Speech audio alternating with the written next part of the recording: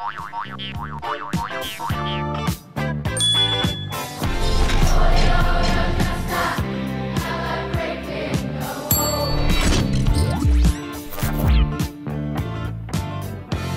a todos e todas, bem-vindos a mais um Creme Ideia.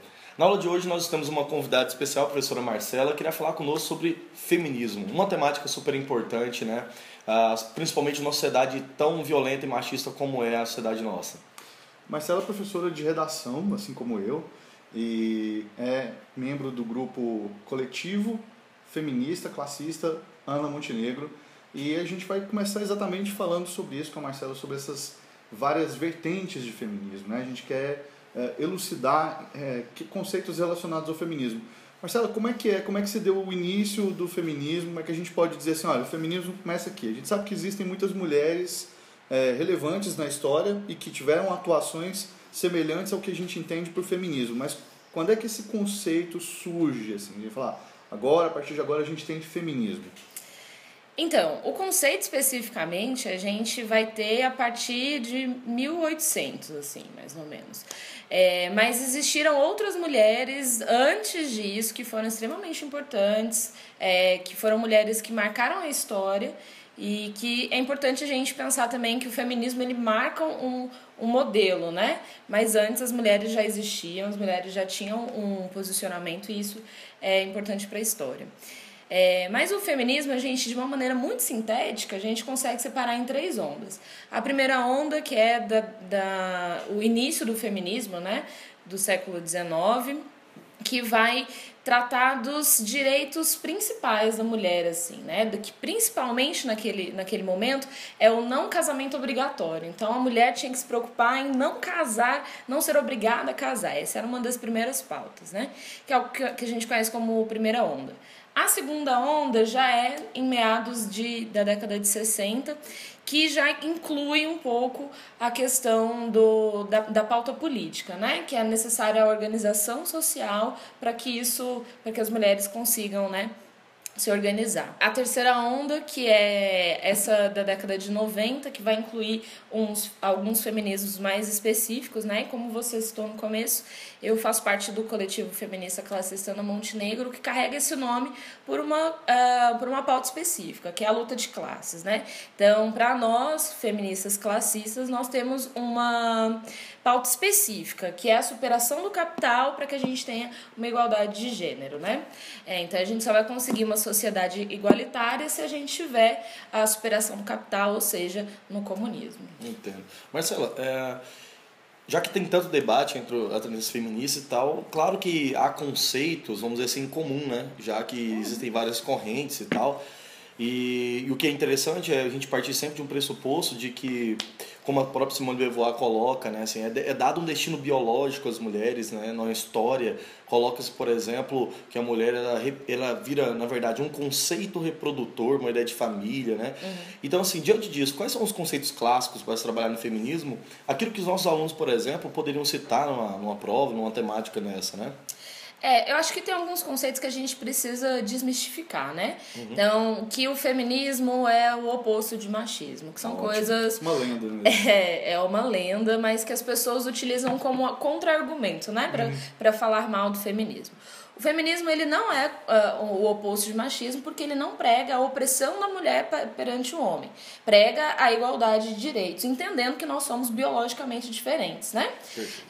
Mas que a gente vai ter, então, uma luta pelos direitos das mulheres. Enquanto os homens estavam por muitos anos tentando dominar terras e tudo mais, as mulheres estavam preocupadas em votar, né? Que é o caso da segunda onda das sufragistas, né? A preocupação das mulheres, a emancipação delas demorou, assim, de nós mulheres, claro, demorou muito mais porque a gente teve que se preocupar e dedicar muito mais momentos e lutas específicas, né?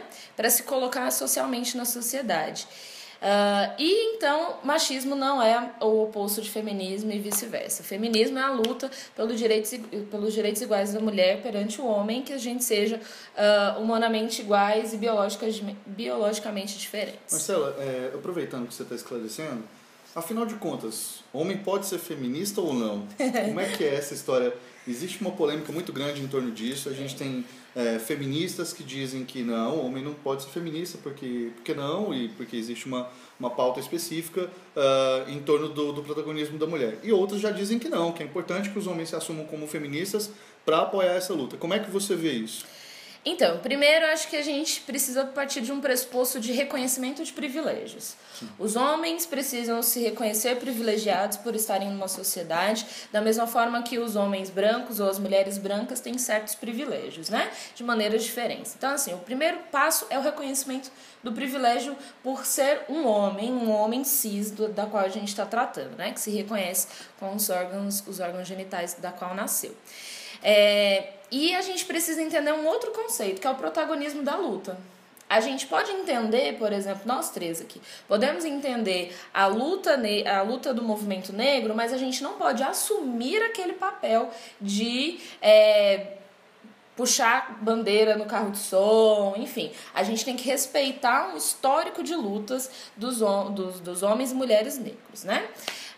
E nesse caso, o homem, ele pode combater o machismo em determinadas instâncias. Então, nós três somos professores. Nós três conhecemos muito o ambiente de colégio e tudo mais. Se a gente ouve uma piada, se a gente vê algum ato ou alguma coisa que nos faz refletir sobre o machismo, é papel de vocês dois homens, principalmente se estiverem só entre homens, não permitir que aquilo continue. Se eu estiver presente, o protagonismo é meu e eu tenho que me colocar nesse lugar de defesa e de luta contra aquele problema específico. Então, assim, o protagonismo nunca pode ser substituído pelos homens, né? Então, o problema de falar que um homem é feminista é que nos parece muito que as pessoas estão assumindo esse papel de protagonismo, né? E claro, mais uma vez, parece que o homem ele estaria dando mais uma vez assim o destino do que é a luta das mulheres, o que a mulher deve fazer, né? Isso que é também, na minha opinião, uma outra forma de opressão masculina, né? Sim, o homem querer discutir o que é feminismo com as feministas, né? Eu faço aqui uma meia-culpa porque já tive debates com feministas em torno disso. Não, mas feminismo não é isso. Bom, peraí, né? Quem é você para dizer isso? Quem sou eu para dizer isso? Né? Homem, quem sou eu para dizer isso? Então, assim, eu acho que, em princípio, a gente precisa reconhecer, como você disse, esses privilégios para a gente saber do lugar de onde a gente fala, para saber se a gente está disposto a abrir mão desses privilégios e combater o machismo, o que é que a gente pode fazer. Né? Porque é possível ser feito. O machismo, ele é muito sutil em alguns momentos, Sim. sabe? Para nós, mulheres, que vivemos a vida inteira ouvindo assim, senta que nem moça, fecha essas pernas, você não pode fazer isso. Coisa de mulher. Isso é coisa de menina. Então, assim, dizem que as meninas amadurecem mais cedo, né? Mas, na verdade, é porque as pessoas colocam muito mais responsabilidade em nós, enquanto os meninos estão de boa lá, fazendo as artes, enfim, pintando o set. Mas eu acho que é legal a gente voltar nessa questão de homem feminista, homem pró-feminista, né, pró-feminismo, porque eu acho que é um dos fatos principais que os homens não conseguem reconhecer em alguns momentos. Então, o privilégio é uma coisa extremamente importante de entender. E em segundo lugar, eu acho que a gente precisa pensar também na desconstrução cotidiana do machismo, né? Sim. A desconstrução cotidiana do machismo faz com que o homem, em alguns momentos, deixe de sofrer com o machismo, porque o homem também sofre com o machismo. Obviamente, em menor proporção, claro, né? Porque o homem não tem medo de sair na rua com determinada roupa. Eu achei ótimo aquela treta que tava tendo de petista, coxinha, e aí o povo com medo e os homens tendo que escolher se saía de vermelho, se saía de azul, de amarelo, e alguém falou assim, nossa, aí homens estão vendo o que é se preocupar com roupa antes de sair de casa? Que é o que a mulher passa cotidianamente, né? Então, o homem, ele, apesar de não precisar pensar qual roupa ele vai sair de casa porque ele não vai ser assediado, ele sofre com determinadas coisas do tipo, você não pode fazer isso por isso é coisa de mulher. Você não pode usar determinada roupa porque essa roupa é de mulher. Não pode abraçar seu amigo, não pode dar um beijo no rosto do seu amigo porque isso é coisa de mulher ou é coisa de gay. De gay, né? Exatamente. Uhum. Então, o homem sofre em menor proporção, obviamente, mas ele também sofre com uma os resquícios que o machismo coloca, né? Tá, deixa eu te perguntar uma coisa. Como é que o feminismo se comporta em relação à luta dos outros casos de gêneros, né? Da comunidade LGBT como um todo, assim? Como é que você vê, por exemplo, a questão das mulheres trans? Elas são representadas pelo feminismo? O feminismo enxerga isso numa boa ou não? Existem parâmetros diferentes? Bom, existe o movimento feminista que se conhece como interseccional, né? Que vai abordar todas essas questões das minorias e das suas minúcias, né? Particularmente, eu acho que a comunidade T, que são as transexuais, as travestis, tem problemas muito particularizados, assim. A expectativa de vida de uma travesti no Brasil é de 34 anos. Isso. É um absurdo de se pensar, né? Então, eu acho que é uma coisa que a gente precisa não segregar, a gente precisa acompanhar e evitar com que essas coisas aconteçam. Então, toda semana você vai ter notícia de uma travesti ou que se matou, porque não aguenta a pressão, né? Ou porque vive marginalizada, porque a família em si não consegue entender, porque a sociedade não aceita. E aí mantém-se essa expectativa de vida muito baixa. E que o feminismo tem que lutar, sim, para auxiliá-las, principalmente pensando que essas travestis, essas transexuais, elas têm um recorte de classe. Sim. E aí que entra a luta de classe, né? O recorte de classe na maioria das vezes, as pessoas que decidem fazer uma mudança de sexo, ou que precisam, ou que são travestis, são pessoas que são marginalizadas, naturalmente marginalizadas, porque a sociedade empurra elas para a margem mesmo. Então se tornam prostitutas, vão viver de uma maneira extremamente precária, vão ter uma sobrevida, né? E vão acabar se diferenciando de umas outras pessoas que podem ser gays, lésbicas, de classe média alta, né? Acho que é importante a gente considerar esse recorte de classe também nesse momento. Por exemplo, o que a sociedade vê muitas vezes? A Globo resolveu fazer uma novela e vai ter o primeiro beijo de homens.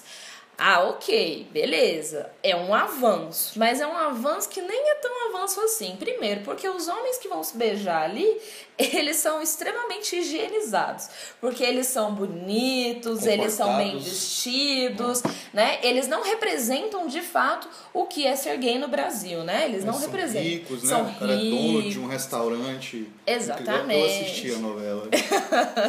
Eu também. Então, assim, é um lugar que a própria comunidade gay muitas vezes não se reconhece nessa novela, nessa representação, né? Porque também não é papel da Globo quebrar paradigmas, né? Mas, enfim. E é aí que entra essa questão da não representação. Então, a novela traz uma coisa que a realidade não traz. Enquanto as pessoas que são homossexuais, as pessoas que são travestis, estão marginalizadas do processo social, né, da inclusão social, a novela traz como se isso fosse uma coisa muito comum. E eu fico muito preocupada com a violência que tem acontecido naturalmente, né? Não vou lembrar a fonte agora, mas eu vi que o Brasil é o que mais acessa vídeos gays no site específico. E aí eu fico pensando no tamanho da hipocrisia que a gente vive, né? As pessoas têm um consumo muito grande, mas ao mesmo tempo elas têm uma negação. E é o que faz parte, mais uma vez, de uma espécie de dominação que é visual como exótico, né? Né? O exótico é, por exemplo, a ideia do outro, do diferente, que eu tenho curiosidade de ver, mas socialmente eu não participo e nego, né? Então, por exemplo, você tem um ódio tremendo sobre o que é o feminino, sobre a representação do que é feminino, até porque as piadas passam com isso, né? Coisinha de mulher, viadagem, etc. Mas socialmente as coisas não acontecem bem assim, porque aí, na intimidade, por exemplo, adoram, por exemplo, um casal lésbico, por exemplo, né? Então, isso é mais uma parte, né, do que nós chamamos aí de dominação, né? E diante disso, queria que você desse alguns conceitos, assim, por exemplo, o que é misoginia, misandria, dominação, patriarcado, rapidamente pra gente... Sim, bom, a gente vive num sistema capitalista, né, obviamente, né? E não existiu dominação do homem sobre a mulher só no capitalismo. Então, o patriarcado ele vai ser intensificado no capitalismo, mas isso já acontecia em outros momentos da história. Patriarcado é esse conjunto de regras sociais que dizem sobre a opressão do homem perante a mulher, como se a mulher fosse submissa ao homem, né? De uma maneira muito sintética, claro. Se a gente pensa em misandria, você falou em ódio, me lembrou um exemplo que as meninas do canal das Bi usam muito, que elas falam assim, que muitas mulheres são ditas como feministas, né? As mulheres dizem ser feministas, e aí as pessoas já falam, feminazi, não sei o quê, muito radical você e tal. E muitas vezes aquela mulher sofreu determinadas violências e que deixou machucada, né? Então, se você vê um cachorro na rua, que é o exemplo que ela usa, o exemplo não é meu, ela fala que se você vê um cachorro na rua, ele tá machucado, você vai tentar ajudar, ele vai te avançar e vai te morder, porque ele tá machucado provavelmente por um acidente ou por algum ser humano, enfim, não importa. Mas é mais ou menos isso que acontece. Então, a mulher busca no feminismo uma coisa que ela não consegue encontrar em outros lugares, né? Ela não consegue se representar em outros lugares. E as pessoas confundem isso com misandria, que é o ódio do homem, né? O ódio que se nutre contra o homem, que é não quero ver nenhum homem na face da terra, quero exterminar todos os homens, quero que os homens morram e o mundo seja só das mulheres, né? Homens mortos não estupram, né? Bom, é uma verdade, mas...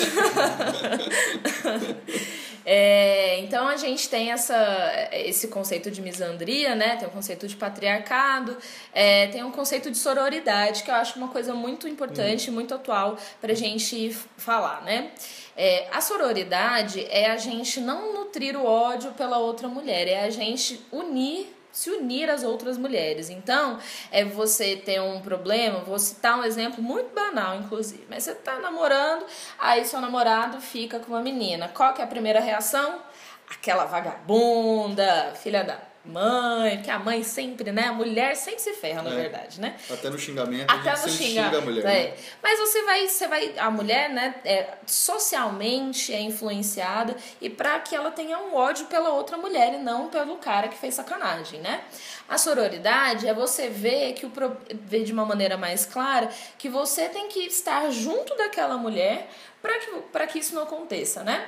Teve um caso muito recente de uma das meninas eu conheci, elas descobriram com uma hashtag do meu primeiro assédio, uma coisa assim, elas se descobriram que tinha um caso com o mesmo cara, e o cara tava tentando voltar com as três ao mesmo tempo, um rolo.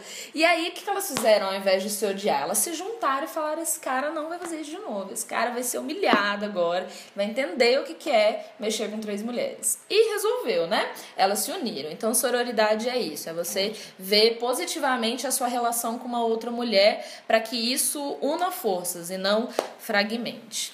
Bom, um último conceito, assim, né, de uma maneira simples, é o empoderamento. E o recado que eu tenho pra dar é, meninas, empoderem-se, tá? Se você quiser cortar o cabelo, corte. Se você quiser radicalizar e raspa-raspe. Se você quiser deixar o seu pelo crescer, deixe. O feminismo é um lugar libertador. O feminismo não tá aqui pra aprisionar ninguém. O feminismo não é um conceito que vai restringir nada de ninguém fazer nada. Então, faça o que vocês quiserem fazer, com segurança, obviamente, né? Juntem-se às suas colegas, juntem-se às suas amigas, vamos fazer um debate de classe, que é importante o recorte classista, e, de preferência, estudem. É importante estudar, é importante que vocês ocupem cargos que sejam relevantes, mas porque vocês são capazes, tá? Acho que esse é o meu recado para hoje. Que isso. Então, muito obrigado, Marcela. A gente tem que entender, por exemplo, que a temática de gênero, feminismo, etc., está sendo muito cobrada aí. E não é só uma questão de vestibular mesmo, é uma questão social. Acho que é necessário discutir, é necessário levar isso, é necessário levar para a família, inclusive, uma discussão dessa. E claro, a gente agradece você, Marcelo, foi um excelente debate, podemos aproveitar muito aqui. Vamos deixar indicações aqui na descrição do vídeo para vocês, de sites, livros e obras, né, para vocês darem uma estudada. E é isso. Gente, olha, agradecendo também aqui a presença da Marcela, da nossa colega e amiga, né, que veio esclarecer uma série de questões que são muito relevantes para nós. Como o João colocou, essas questões estão sendo cobradas demais em provas, mas lembrando que Crimideia não é só escola, Crimideia não é só prova, Crimideia não é só vestibular, é também para a gente ir um pouco além. Valeu, até mais.